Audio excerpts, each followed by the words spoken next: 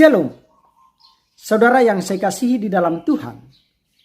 Saat ini saya akan membahas mengenai amanat agung yang tertulis di dalam Injil Matius pasal yang ke-28 ayat yang ke-18 sampai ayat yang ke-20.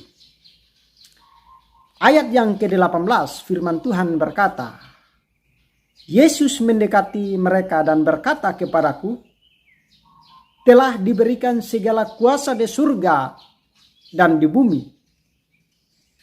Karena itu, pergilah dan jadikanlah semua bangsa muridku dan baptislah mereka dalam nama Bapa, Anak, dan Roh Kudus. Dan ajarlah mereka untuk melakukan segala sesuatu yang telah kuperintahkan kepadamu. Dan ketahuilah aku menyertai engkau senantiasa sampai pada akhir zaman. Pergilah dan jadikanlah mereka murid. Pergi dan jadikan murid. Perintah Tuhan kepada kita semua sebagai orang yang sudah percaya. Ada orang yang sudah menjadi Kristen tetapi belum menjadi murid.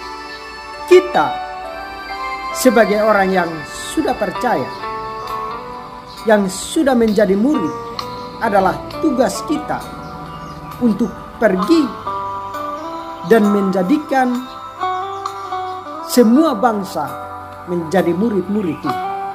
Dan diharapkan adanya buah yang ditunjukkan melalui perilaku kita sehari-hari, sehingga orang lain melihat kita tertarik, percaya, dan menjadi murid Tuhan.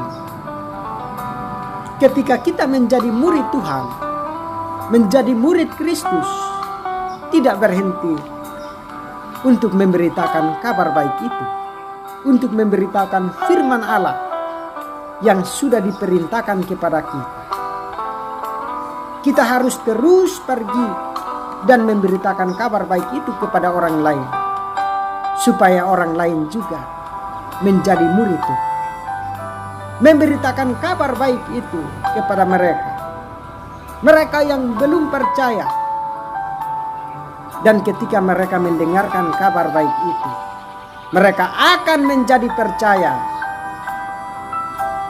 Dan ketika mereka percaya, baptislah mereka dalam nama Bapa, Anak, dan Roh Kudus. Mereka juga akan menjadi murid-murid Kristus.